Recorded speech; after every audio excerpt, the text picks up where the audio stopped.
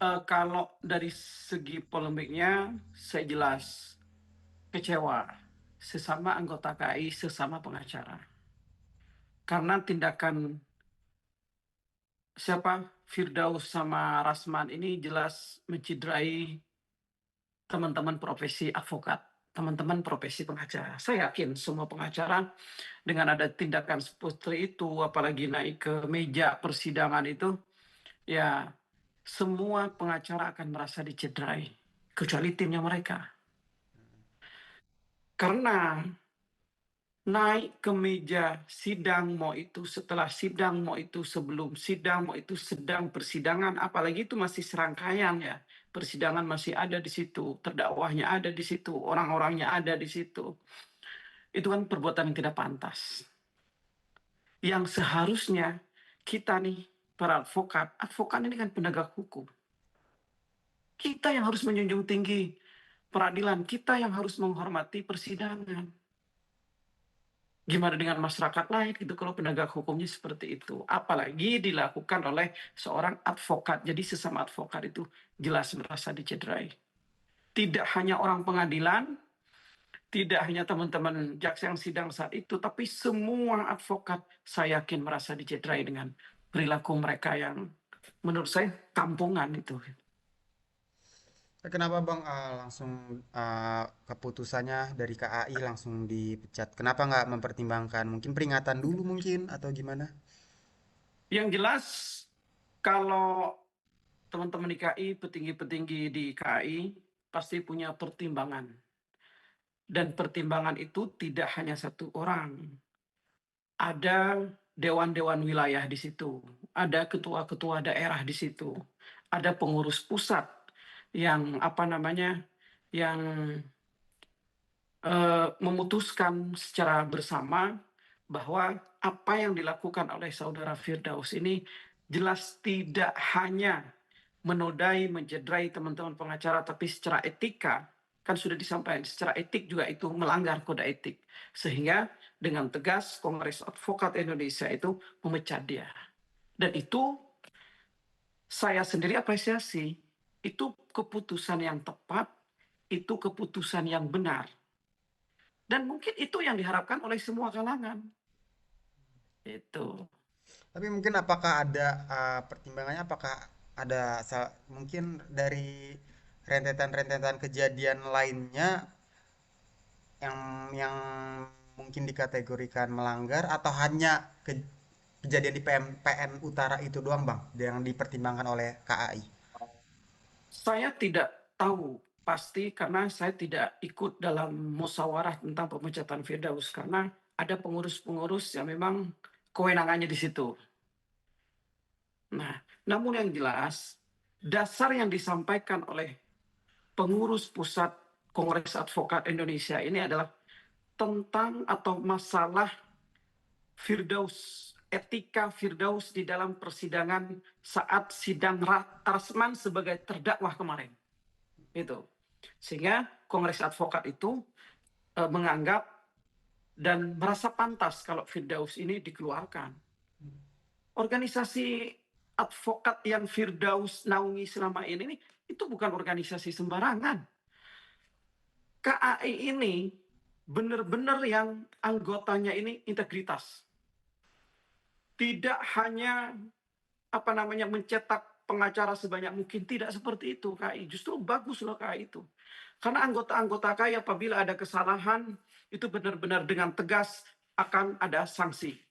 Ada anggota melakukan pelanggaran dengan tegas KAI ini melakukan punishment.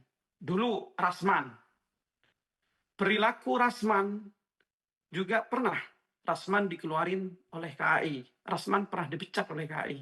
Walaupun Rasman pada akhirnya dipungut lagi oleh organisasi lain, itu silahkan. Itu kan integritas organisasi. Artinya saat Firdaus pun hari ini mau ada yang pungut, ya silakan. Tapi hasilnya ya seperti Rasman ini. Dan mohon maaf saya sampaikan, cara mereka itu adalah cara kampungan. Tidak profesional. Pengacara itu berdebat, pengacara itu profesi yang terhormat. Profesi terhormat itu berdebat, beradu gagasan, adu strategi, adu ilmu. Bukan premanisme atau kampungan seperti itu. Sehingga pantas KAI ini mengeluarkan dua-duanya itu. Rasman dan Firdaus. Rasman dulu sudah dipecat. Ya sekarang Firdaus. Pantas KAI ini. Karena orang-orang yang ada di KAI, orang-orang yang ada di Kongres Advokat Indonesia ini, anggotanya adalah anggota yang berintegritas. Anggota yang punya ilmu, anggota yang punya etika, anggota yang punya moral. Karena pada esensinya penegak hukum ya seperti itu. Moral, etika, dan keilmuan. Itu bekalnya kita menjadi pengacara. Itu. Nah, berkaca dengan pemecatan Abang R beberapa waktu silam, mohon dikoreksi kalau salah. Kalau nggak salah itu dia karena ijazah, ijazah ya bang. Nah, akhirnya pada akhirnya bahwa ijazah Abang R ini terbukti ada gitu bang. Tapi udah terlanjur Kau nggak usah bilang, dipecat gitu bang. Apa nggak maksudnya KAI apa nggak berkaca gitu terlalu cepat mengambil keputusan mengeluarkan anggota bang? kau nggak usah nyebut-nyebut R atau FO, bilang aja Rasman atau Firdaus Eobo, itu aja. Ngapain Oh, kau sebut-sebut inisial gitu kan? Mereka tahu udah dipecat. oke. Ya itulah bahwa bukti KAI ini adalah anggotanya orang-orang yang berintegritas yang akan dipilih, yang akan dijadikan keluarga oleh KAI ini adalah orang-orang integritas. Apapun masalahnya, apapun pelanggarannya akan diberikan sanksi tegas. Salah satunya Rasman dulu kan begitu. Siap. Dan juga sekarang Firdaus. Itu artinya apapun masalahnya di situ. Kalau dulu dugaannya ada entah ijazah, entah perilaku, yang jelas ditemukan secara etik ada pelanggaran. Kan gitu. Nah, dan ada penetapannya dari Kongres Advokat Indonesia, udah dikeluarkan itu. Faktanya ada. Kejadiannya benar terjadi. Itu. Mau apa Oke. lagi? Siap. Lalu bang tentang pembelaan Bang FO, sorry. Bang FO yang dia naik ke atas meja itu ternyata dia nggak tahu menau kok bisa naik ke atas meja. Ya kayak gitu. Itu seperti apa bang tanggapan abang? Ya makanya saya bilang, cara kampungan itu akan disampaikan dengan cara kampungan juga. Mm-mm. Sekarang begini, kita pakai logika lah. Nggak usah pakai logika hukum, pakai logika umum aja. Naik ke atas meja, tidak sadar dari mana, tidak sadarnya.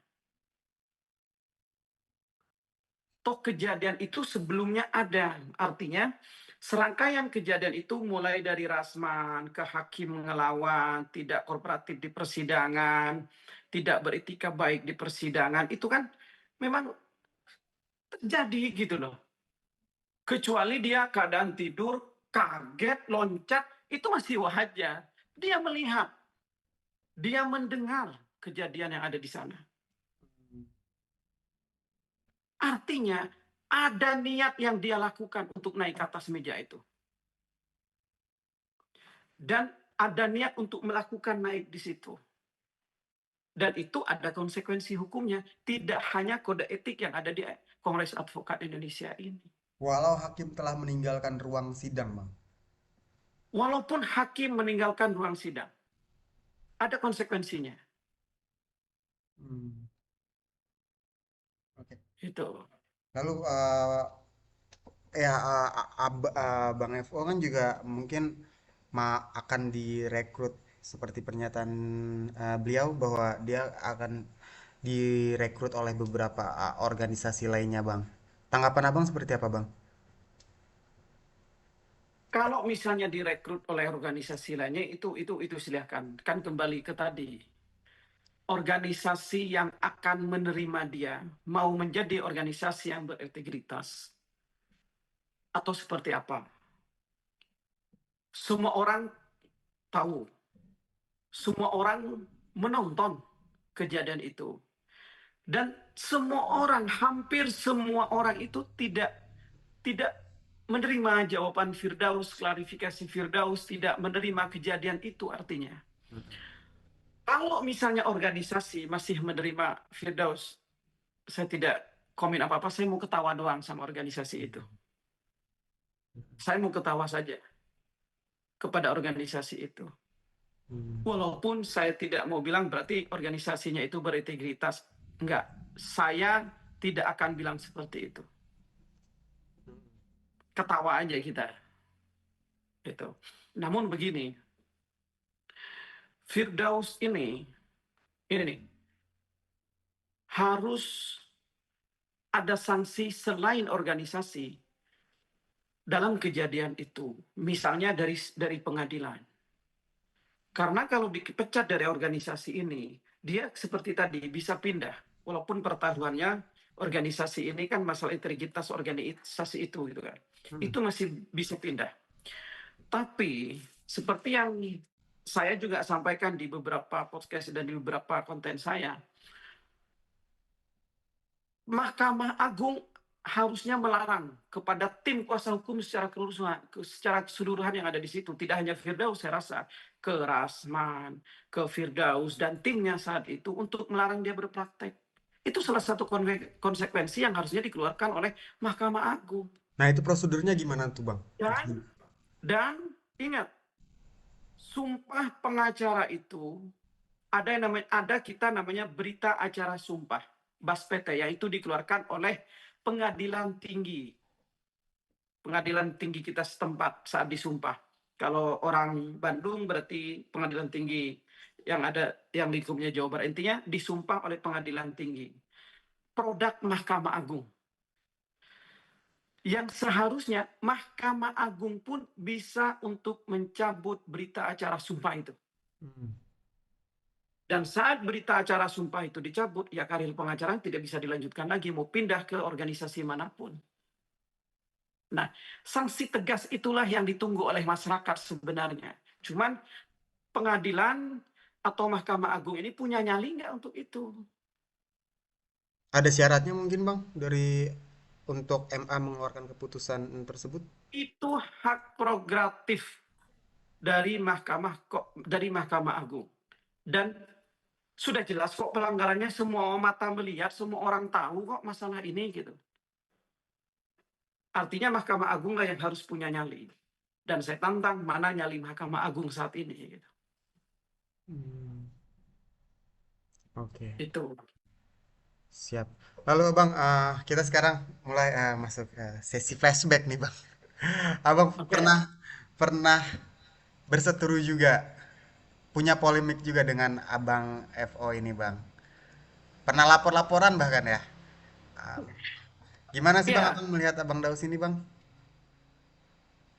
saya dulu pun pernah menyampaikan. Saya tidak menganggap itu suatu polemik. Hmm. Tapi saya anggap itu adalah kewajiban saya. Pertama, yang saat itu ya, kita sesama pengacara dan sesama orang Islam saat itu. Saya itu mengingatkan Firdaus dengan cara itu. Saya mengajak Firdaus tobat saat itu. Saya mengajak Firdaus untuk hidup lebih baik sebenarnya. Bukan polemik itu. Apa yang terjadi waktu itu, Karena Bang? kasihan. So, saya sebagai pengacara, kasihan melihat dia seperti itu gitu loh. Saat itu ya, mempunyai pernyataan yang seperti itu. Begitu juga saya sebagai orang Islam saat itu gitu. Saya mengajak tobat kok. Itu. Jadi saya tidak anggap itu adalah suatu polemik. Dan di dalam agama itu termasuk nahi mungkar. Jadi selain amar ma'ruf nahi mungkar, itu yang dilakukan saya kepada Firdaus saat itu. Artinya clear-lah kalau masalah itu. Dan masalah sekarang, saya berpendapat seperti ini juga bukan karena kebencian terhadap Firdaus, tidak. Tapi kalau hari ini saya berpendapat itu demi marwah dan nama baik pengacara. Oke. Iya, iya. Nama baik pengacara. Marwah dan martabat pengacara. Tapi pada saat itu apa yang terjadi bang sebenarnya bang? Waktu beberapa tahun silam. Kalau dulu kan karena Firdaus ini mengatakan dulu bahwa orang yang tidak percaya syahadat, orang yang tidak percaya dukun batal syahadatnya. Ya. Sehingga saat itu Diansa melaporkan Firdaus dan saya adalah kuasa hukumnya yang mendampingi Diansa saat itu. Oh ya. Dengan tujuan tadi, selain memang karena kita selaku sesama pengacara, kita ini sesama muslim. Mm-mm. Dengan tujuan tadi amar ma'ruf nahi mungkar. Itu yang kita lakukan saat itu. Dan Mm. itu tidak boleh saya berdasarkan kebencian atau berdasarkan rasa suka, itu tidak boleh. Itu karena murni amar ma'ruf nahi mungkar. Begitu juga sekarang saya sampaikan. Saya berpendapat seperti ini, ingat, bukan karena saya tidak suka kepada Firdaus, tidak. Baik. Atau benci kepada Firdaus, tidak. Justru saya mengajak, ayolah. Dan kalau kamu misalnya Firdaus ini pindah ke organisasi yang lain, ya yuk perbaiki. Janganlah cara-cara kampungan, cara-cara yang memang tidak seharusnya dilakukan oleh seorang advokat gitu. Advokat ini penegak hukum, profesi terhormat Mm-mm. itu. Abang, salah satu orang yang kenal ya dengan Bang FO ini Bang. Abang melihat karakter Bang Daus itu seperti apa sih Bang? Kalau karakternya kan dia yang tahu sendiri. Mm-mm. Artinya saya tidak bisa menilai karakter seseorang Mm-mm. ataupun mental seseorang.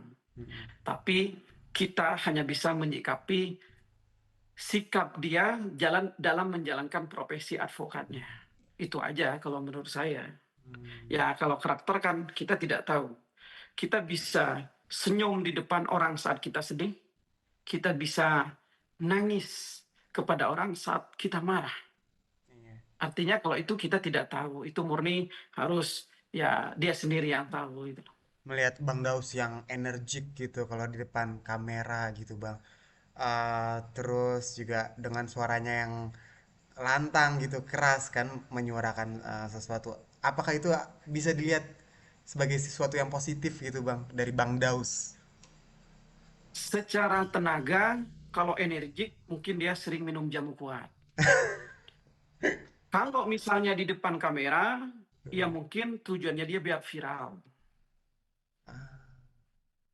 Kalau misalnya dia bersemangat sehari-harinya di luar pengadilan, di dalam pengadilan, di luar kamera, di depan kamera, nah itu yang kita tidak tahu. Hmm. Namun yang jelas begini, pengacara itu tidak bisa dengan hanya modal teriak-teriak doang tanpa keilmuan. Itu tidak bisa. Harus disertai dengan pengetahuan, disertai dengan moral, dan disertai dengan etika. Itu pengacara. Dan saya sampaikan di sini, misalnya teman-teman ya seperti Rasman, Firdaus, buat apa sih kenceng-kenceng suaranya sampai apa itu meja ditepuk-tepuk, apa sok gunanya? Kan tidak ada. Tapi pemikiran yang cemerlang, keilmuan yang baik, etika yang baik, moral yang baik, ini akan merubah sesuatu termasuk siapa yang kita bela. Itu pengacara. Karena dari moral yang baik, etikat yang apa, eh, etika yang baik, ilmu yang baik, ini akan mengeluarkan energi-energi positif. Hmm. Saya tidak menilai mereka ini selalu negatif, tapi buktinya sidang kemarin itu adalah hal yang negatif dan itu adalah kampungan. Itu. Pesan untuk uh, Abang FO seperti apa Bang terakhir Bang? Pesannya sama seperti dulu. Bertobatlah. Kalau dulu dari konteks agama, sekarang dari konteks moral dan etika dalam menjalankan profesi ya, bukan sehari-harinya. Tapi bertobatlah, perbaiki. Kalau pindah ke organisasi yang lain, ya jangan sampai hal-hal yang seperti ini terjadi lagi. Bertobatlah intinya. Oke, siap. Bang, disclaimer Bang, Abang tetap punya hubungan baik dengan Bang Evo kan Bang sebenarnya Bang. Maksudnya nggak ada polemik apa-apa sekarang. Saya kalau ketemu dengan Firdaus, saya akan tunjukkan rasa hormat saya sebagai sesama pengacara dan sebagai sesama muslim. Al-mu'minu ahul mu'min. Saya akan salaman, saya akan sapa, saya akan senyum. Kalau dia mau disapa, kalau dia mau senyum. Tetap saya harus secara kepribadian saya, secara pribadi, secara personal, kita harus dengan siapapun tetap itu. Tapi saya tidak akan berhenti berkomentar, tidak akan berhenti kritik siapapun, tidak hanya Firdaus, apalagi yang berhubungan dengan profesi saya yang saya cintai ini, saya tidak akan diam. Baik, Gitu. siap.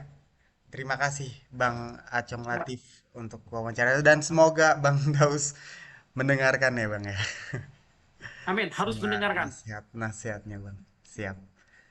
Oke, Bang Oke, Acong Latif, terima kasih. Assalamualaikum sama-sama. warahmatullahi wabarakatuh. Waalaikumsalam.